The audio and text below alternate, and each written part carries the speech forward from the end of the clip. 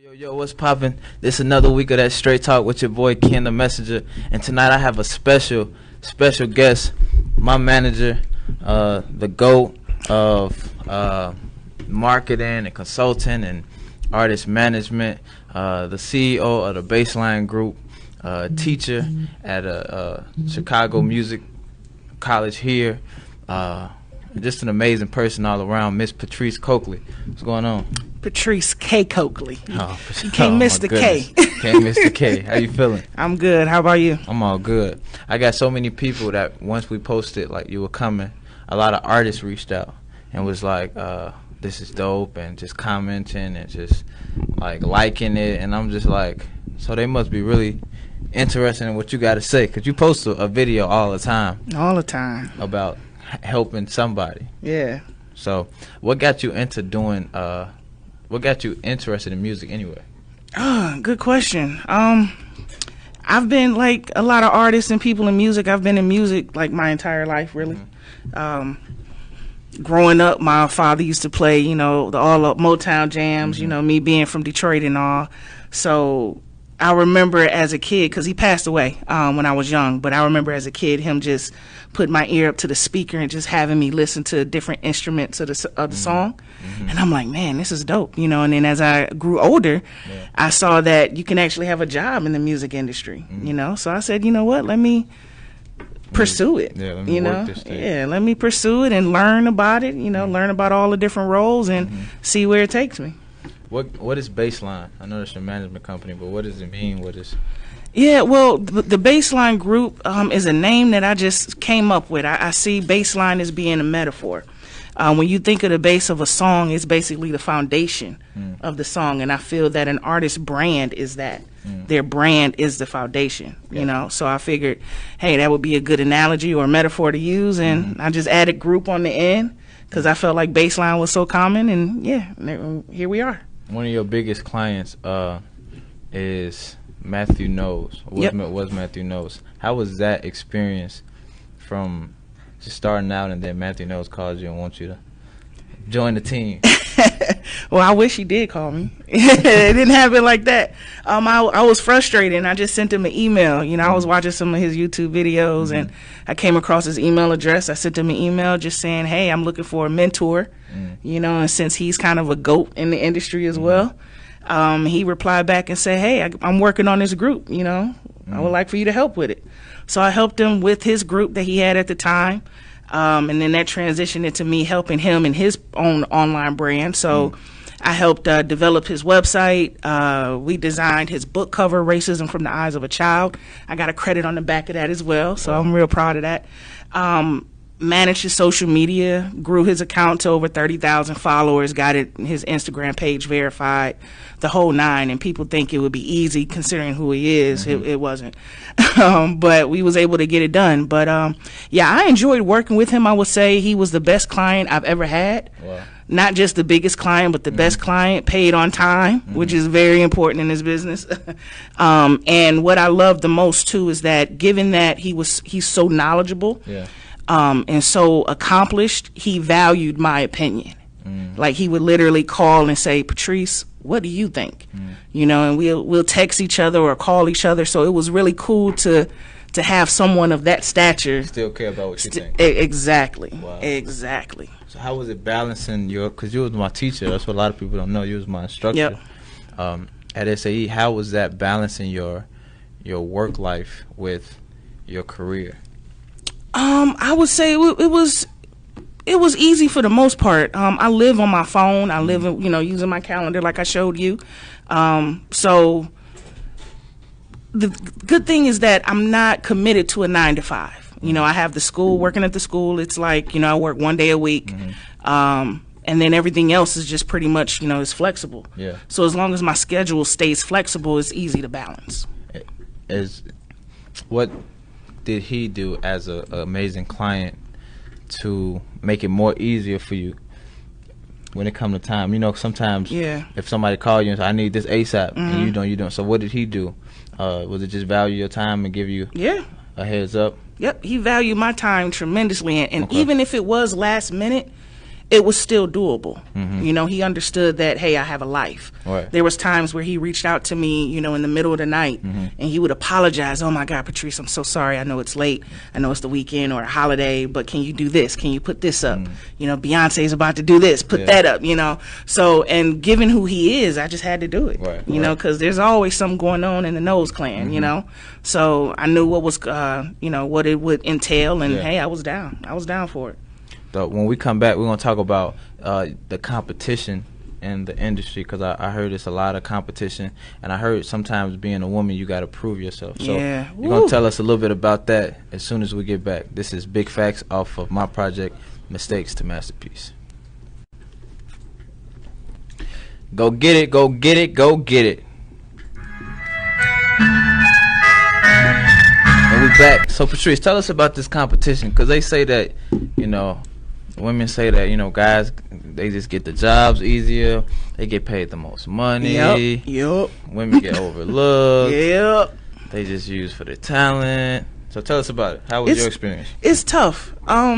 Because when you think about it, you know, it's a bro network. The industry is full of men, you know, and it is what it is. I mean, it just is what it is. So I feel like women have to work 10 times harder. Especially if you're a black woman, you have to work 20 times harder. So, you know. What was one of your experiences you had to, like, bug up on somebody? You know, luckily.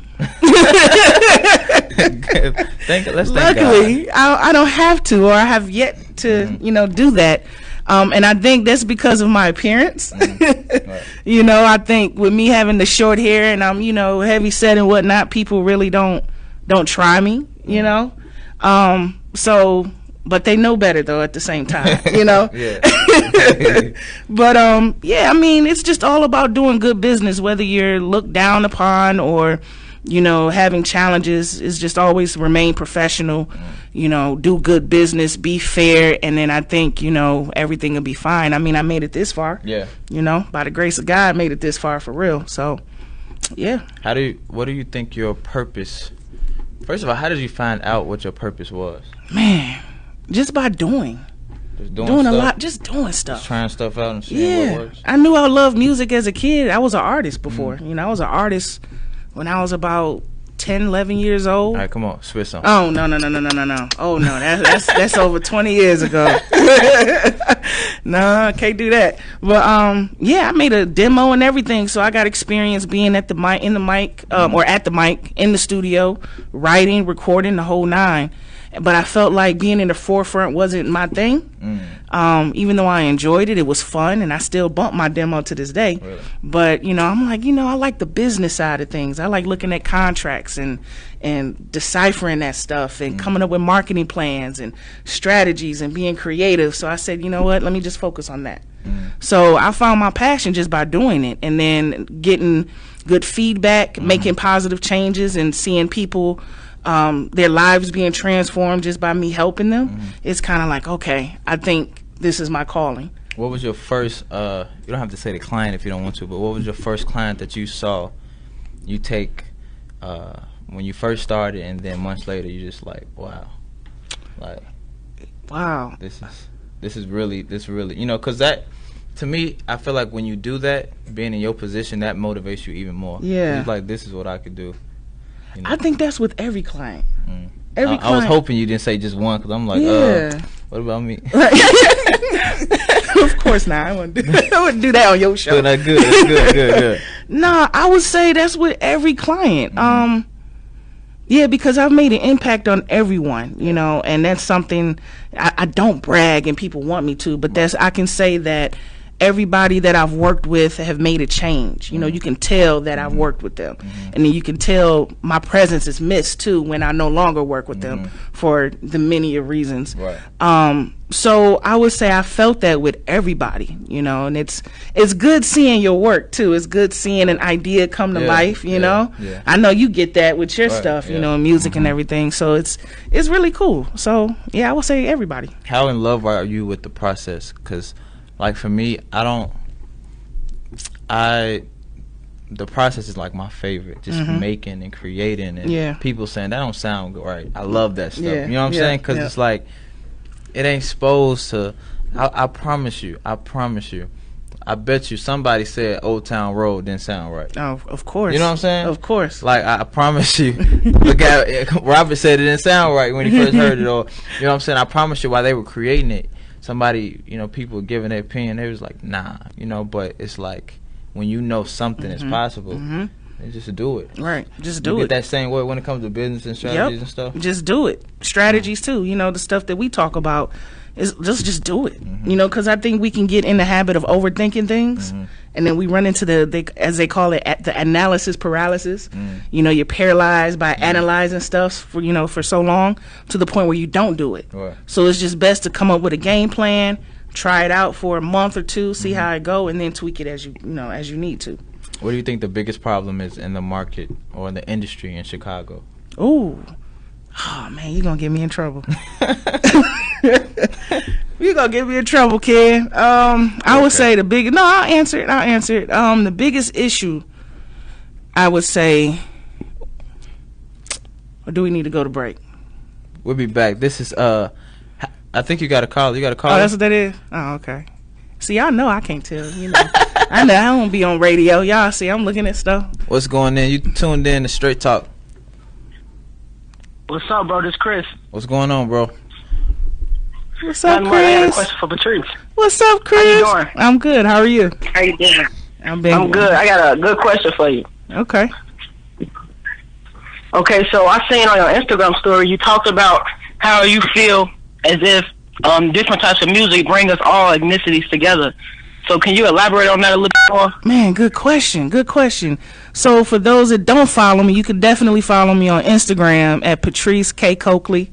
It's Patrice K Cokley. Today I put up a post. I was leaving my house and there was one of my neighbors who's Caucasian. He was playing the Cupid Shuffle real loud. And I was like, yeah, he was jamming, He was like in the backyard just playing it. And I was like, man, my neighbor out here playing, Cupid Shuffle. No, he was like digging in his he's so bad. He was digging in his trunk for something, and I was like, oh my God. And then I did a story just saying, my neighbor's doing this, and he's he's blasting Cupid Shuffle and how I love it. And I say that because when you think about me being from Detroit and being from Motown and whatnot, that's what the Motown sound was about even back then. It was about bringing people together. If you watch like the Temptation movie and all of that, you'll see that they would have these Motown reviews, and it had gotten to the point where they had black people on one side, white people on the other, just dancing and having a good time. But they was enjoying themselves so much that barrier broke down and they started dancing together. Wow. So that's what I feel about music. Music has a way of breaking the barrier and bringing all of us together. You know, and I said in the story too. Look at Old Town Road. Look how he crossed genres, and then. It's just, that's just music. Yeah, and even if you go to some of these rap shows, you see people of all ethnicities there. So I think that's pretty cool. Did that answer your question, brother? Thank you. Oh, you're very welcome. Yes, sir. All right. Thank you. This is How Great by Chance the Rapper. We will be back with Miss Patrice K Cokley. Yep, and I'm going to answer that Chicago question, too. In a minute. All right, Patrice. No more playing. What's one thing that you think Chicago does wrongly when it comes to promoting and supporting? Now keep in mind, I have a very unbiased view because I'm not from here. I've been in Chicago though for 7 years. 7 years this month actually. What I've noticed is that Chicago is a very closed network type of city. It's very cliquish, and not saying that cliques are bad. I think it's good to have, community, or a group or a circle. But when it's closed off, I feel like you're closing yourself off from the world in a sense, Yeah. Even in Detroit is small, and Detroit and Chicago, they compare them a lot. But even in Detroit, when I was there, it was diverse, but it was also very integrated. You know, I can go hang out with the white folks, and the white folks can come hang out with the black folks, and just everybody just having a good time. It wasn't about all this, where you from or who's your set, you know, it wasn't about that. And I noticed that that's running, it's a big thing here in Chicago, even in the music industry. Everybody has their group that they hang with, and it's closed off. It's hard to break into it. So I think, everybody's doing themselves a disservice, really, you know. Because you're not really growing. You're not growing. You know, you can't grow. It's like being in a jar, you know, with the lid on it. Exactly. You know, you can't grow in a jar with a lid on it. You got to open that bad boy up and let some sun and some water and some different stuff in there, you know, to grow. You got one caller. What's going on? You live with Ken and Patrice. Hey, what's going on? It's t.r.u.t.h. What's going on, brother? How you feeling, man? Alrighty. I had a question for Miss Patrice. Yes, sir. I wanted to ask her, well, first thing first, I wanted to just thank you for those videos that you be putting online. They are just amazing and so insightful. Oh, you're welcome, and thank you for saying that, because I struggle with them. Yeah. You know, sometimes I bet, because you're like, man, is this really going to resonate with some people exactly. today? You already know. So, if you feel that way, just think about your boy t.r.u.t.h, because I be needing those videos. I will, so I'm going to keep them up. But, for sure. So, my question is, I wanted to ask you, what is your take on education?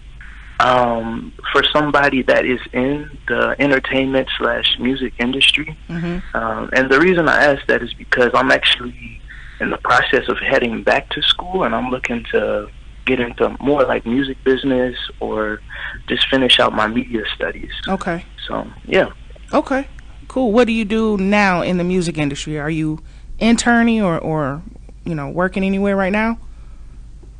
Yeah. So I'm actually a writer for RSO Radio. Okay. I do that. Okay. I'm also a Christian hip hop and R&B artist. Nice. So I do the music. Okay. You know, do a little podcast for Blessed Vibes. So I got my feet wet in a few things. It's just perfect. Trying to really monetize on that now. Okay. Now let me ask you this: do you read? Like, do you go to read? Yep. Do you read? Like, do you go to Barnes and Nobles and pick up a book and literally read a book? Every now and then. Every now and then. Not all the time. Okay. Yeah. Then I will recommend that you go back to school for that, for sure. And I say that because there's a lot. I mean, the music industry is way deeper than what we see online. It's even deeper than what I post up in my 60-second videos.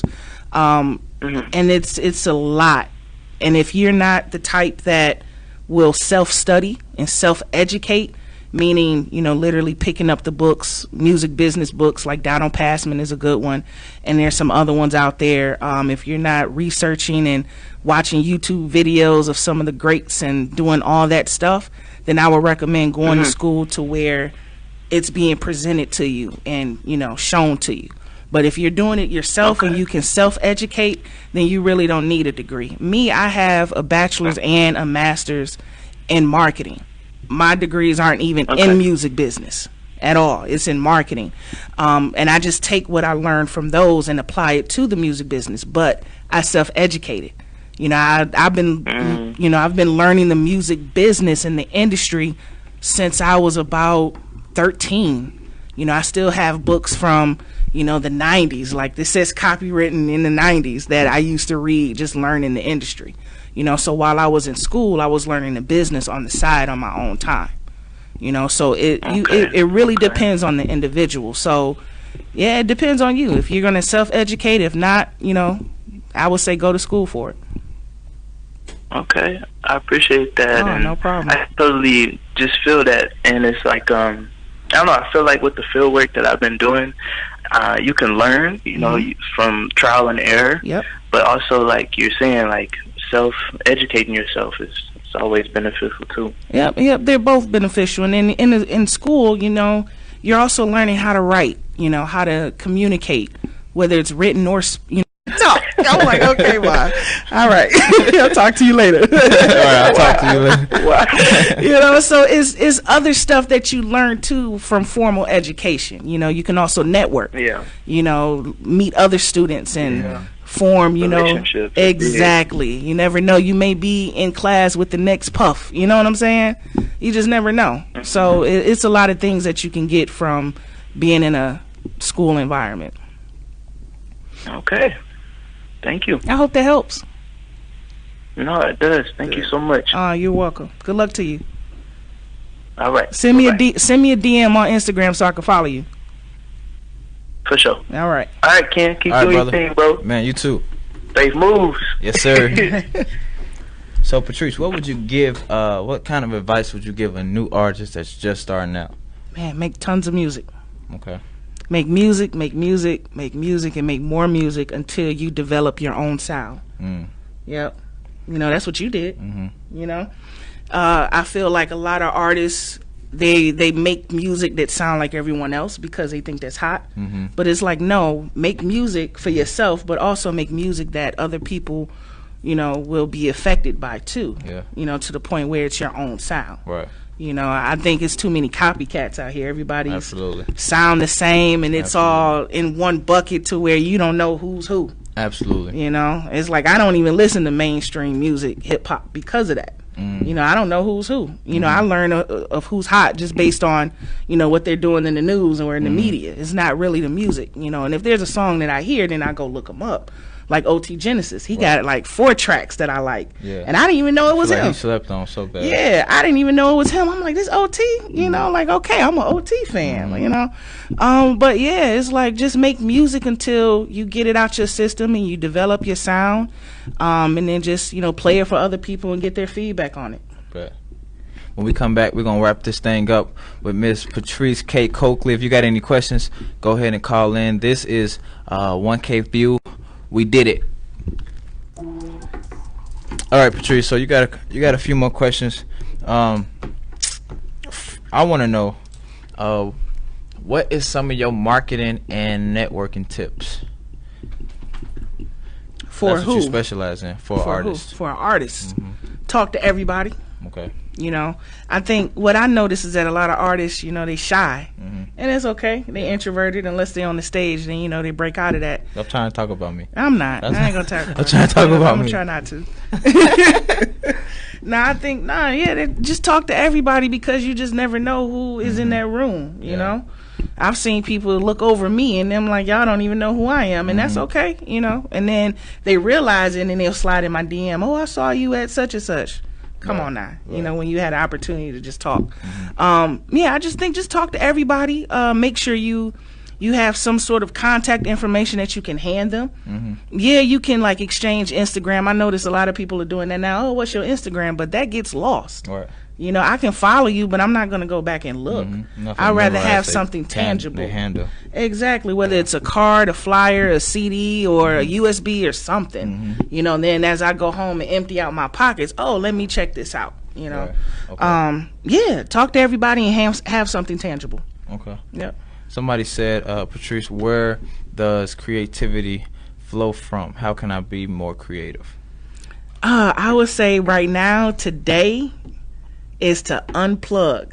Yep, I would say the same thing. Unplug, because this little device is so distracting. You know, even for me, when I think of like marketing plans and just being creative with stuff, like whatever I'm working on, there's days where I don't do anything because I'm not creative. I'm just not feeling it. So I'll literally unplug. I don't look at a phone. I don't look at my laptop, no TV or nothing. Sometimes I'll just go for a drive and just blast my music. Or I'll go walk at the park and blast my headphones. One of the two, you know. I did that. I don't know what I was doing one day. I think I was driving one day, and I was late for something, and I was walking really fast. But I was writing while I was doing something. Yeah. And I was like, man, I just wrote like 16, the best 16 of my life, and I can't remember it, but it was like I was doing something. I feel like you just got to find out what you do. Yep. You know, try unplugging. You know, try closing your door, turn all your electronics off, just playing the music or You know, just go for, like you said, go for a jog. Yeah, it's like meditating. Yeah, a TED Talk said that you get more creative when you're jogging or when you're standing up. And, you know, some people say when you're in the shower. Yep. You know what I'm saying? Because the water's cleaning out your breath, all that stuff. And I believe it because, like I said, I was doing it. And so now I don't even just sit and write. I try to do something if I'm walking or, you know, if I'm working out. You know, you could be on a treadmill and just start writing stuff. Exactly. So that's what I think. Yep. What do you think your niche was? What makes you different as a management? Ooh. I know as a manager. Look at you with these good questions. But what makes you different? I can answer it, but I want you to do it first. You want me? Okay, I was gonna ask you to tell you the answer. Okay, I could do it. Yeah. So I think I've had a few managers, if I may say so, and I think the difference is the professionalism. Not saying that they wasn't, but like I said, I can tell the professionalism. You do more than a manager, and I think nowadays anybody who does more is somebody worth keeping. Because people ain't even doing what they're supposed to do. You know what I'm saying? You know, if I take somebody's pictures and I'm a photographer, but I make sure that, you know, I get what they like. I make sure that, you know, I just overdo it. They gonna want me back rather than somebody to be like, all right, I'm here with the camera. Wait, strike a pose. Right. You know what I'm saying? Right. So that really stood out to me because I was watching your videos before I was signed to Bassline, and I just saw how you were doing websites and you was doing merch, and you brought the artist at the time, you brought her to the school, and she did like a lab, and then she had video and she had merch and she was taking pictures, and I'm like, wow, you know what I'm saying? Like, that's a lot, you know what I'm saying? And you were just like, yeah, but that's what I try to do, and I'm trying to make this happen. So I think that nowadays that stands out a lot. And then you was coming to studio sessions before you was even my manager, and that to me that stood out. First of all, because you don't even live in the city, you know what I'm saying? So I'm like, all right, she coming all the way to the west side to listen to me do this thing. And then just the advice. I think we did a photo shoot before I was with you. So just going above and beyond showed me that it was a difference, because most people don't do nothing until they get you on paperwork, and then they ain't gonna even do it. Then they gonna wait a little bit to see how you know what I'm saying? Right. So I feel like that is one of them. And then just your honesty. You know, a lot of people, I'm not saying that they're not honest, but it helps when you do all that but you're still honest. You know what I'm saying? Yeah. Okay. What you think? That was really good. You was on the money. You was on the money. Look at that. Look at that. All right. Now, to piggyback off that, I would say this is my passion. You know, I feel like there's a lot of managers out here who are managers because they think it looks cool. You know, they're like, oh, this looks cool, and, you know, I'm a manager, you know. And I'm like, but at the same time, being a manager, someone's career is at your hands, you know? So I don't think that it's cool. There's some aspects of it that's not cool. You know, I mean, designing a website, actually designing it is not cool, but looking at it is cool. Right. You know, there's certain things in the process that's just not cool.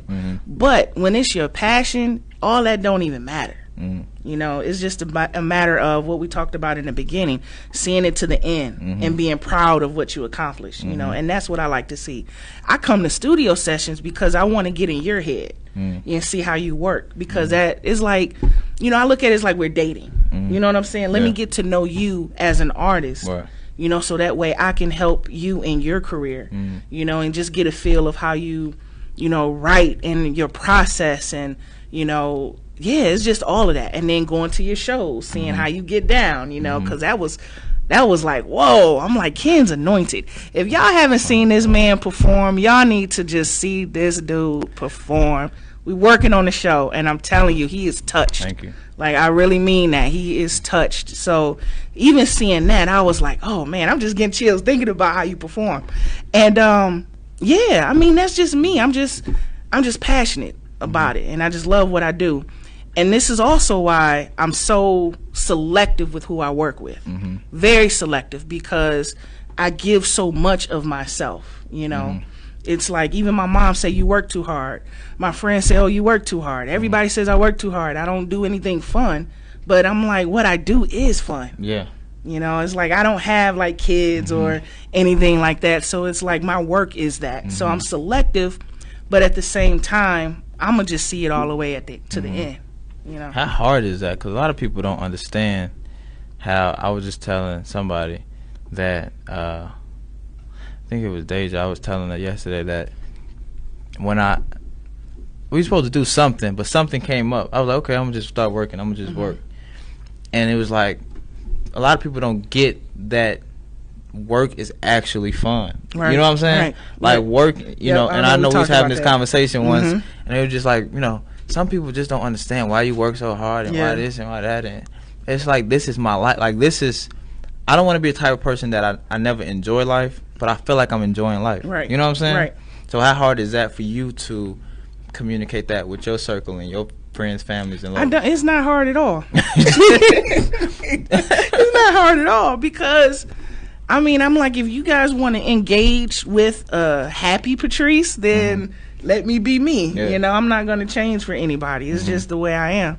You know, I've had jobs, 9 to 5s that I actually hated. Yeah. You know, that put me into like a depressed state. I don't want to go back to that. Right. I don't want to go. Exactly. The last full-time job I had to go on a pill, like a nice little antidepressant, because it was tough, and I don't want to go back to that. You know, I like what I do, and I said from here on out, I need to do work that I enjoy.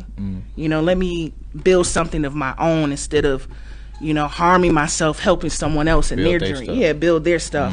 That's not even a passion of mine. So, yeah, I mean, it's not hard for me to communicate that to anyone. I just say, this is what I love to do. And there's a way that I can earn a living from it, so I can do it. Then that's what I'm going to do.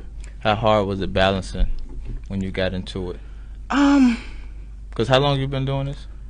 Well, I've been consulting on and off for over 10 years, but working in music consistently has been, I would say, a little over 5 years. Okay. Yeah. So how is the balance aspect in your life, your work, personal time? I don't have balance. Even when I go on vacation, I'm thinking about work. You know, I'm thinking about something like, oh, we can do this. Oh, we can do that. Oh, we can do this. You know, how about we do that? You know, it's hard for me to really unplug, and some of the last trips that I've taken has been for work, like going to conferences, and then I'll just take a day off to go sightsee. But even then, it's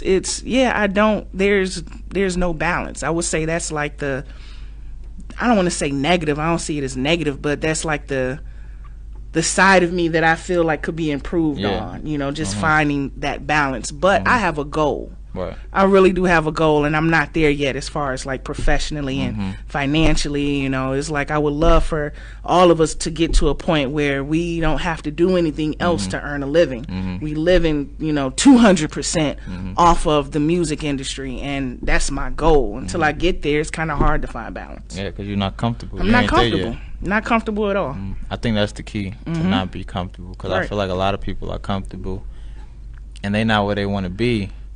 But they're comfortable, so they're like, I'm just chill. Exactly. I'm gonna take it one. Life is too short. Yep. Oh, I love that one. And that's what life scares is too me. short. Yep. It's like, okay, so you just proved my point. Life is too short. So why are you sitting down? Exactly. You know what I'm saying? How can people find you?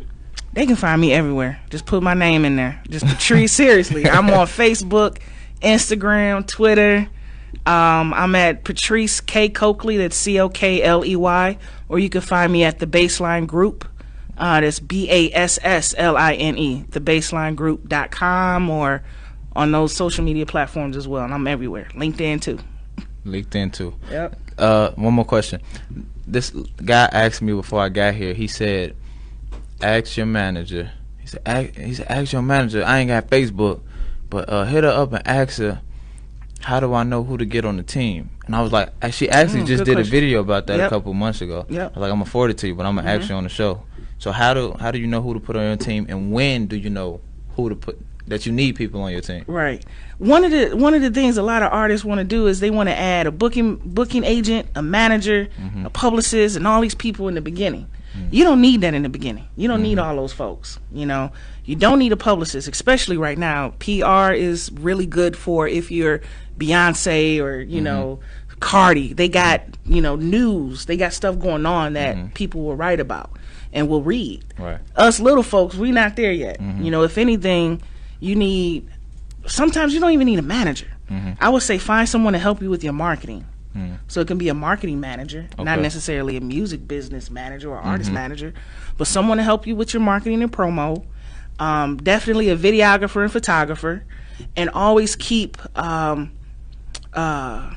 lawyer. Always keep one in your back pocket. Okay. Just in the event that someone comes and want to sign you or something, you have one in your back pocket. Now, all of these people, you're gonna need some money for them. You know, somebody to help you with marketing. They usually charge per hour or a monthly retainer. The lawyer, they charge per hour or a retainer as well. And then, you know, the videographers and photographers, you just pay them for, you know, the shoot or whatnot. But definitely have funds to invest in yourself, and make sure you have those people, that core group, when you're starting. Worry about the manager and the publicist and all that when you start building some momentum. Got you. Y'all heard it first here. This is Straight Talk with Miss Patrice K. Cokley. You can find her everywhere, Patrice K. Cokley. Go to the Bassline Group .com and just dig around. She posts videos all the time, and we will see y'all next. Well, I will see y'all next week, same time, same station. This is Annie Mineo. I ain't done. Anxiety is fear mixed